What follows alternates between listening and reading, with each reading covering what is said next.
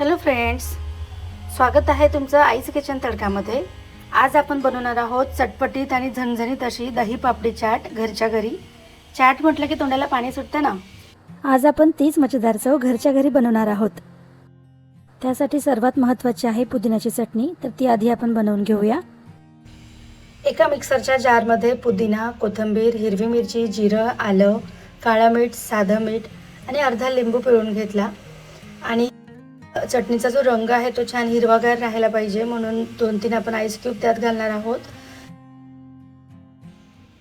हे सगळं मिश्रण मिक्सरमध्ये वाटून घ्यायचं बारीक। तयार आहे आपली मस्त झणझणीत अशी पुदिन्याची हिरवीगार चटणी। आता एका प्लेटमध्ये पापडी अशा मांडून घ्यायच्या आहेत आणि त्याच्यावर मग आपण उकडलेला बटाटा, त्यानंतर बारीक चिरलेला कांदा, उकडलेले चणे हे सगळं असं घालून घ्यायचं। आता यामध्ये तुम्ही काही तुमच्या आवडीनुसार प्रमाण कमी जास्त करू शकता।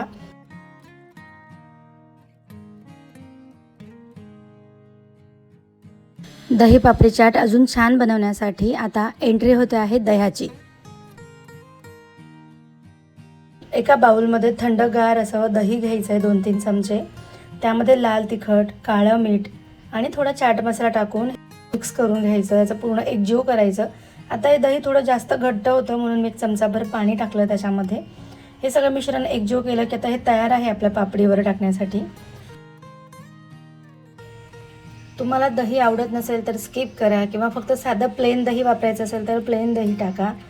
आणि दही जास्त आंबट घेऊ नका, हे तुम्ही तुमच्या आवडीनुसार कमी जास्त टाकू शकता। मसालेदार दही पापडीवर टाकून झालेलं आहे। त्यानंतर टाकायची आहे आपली चटपटीत अशी पुदिन्याची चटणी।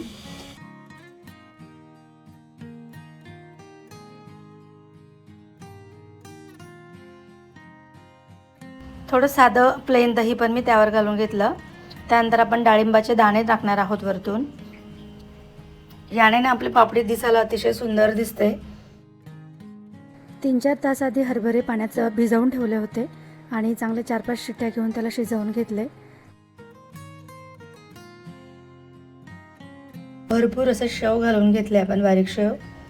नंतर वरतून मस्त अशी गोड आंबट आपली इमलीची चटणी ती टाकायची आहे आणि तयार आहे आपली दही पापडी चाट। काय रंग आणि काय सुगंध येतोय, असं बघता क्षणी खावीशी वाटते। इतकी सुंदर ही प्लेट तयार झालेली आहे। तुम्ही पण नक्की ट्राय करा आणि कशी झाली ती मला कमेंट्समध्ये नक्की कळवा।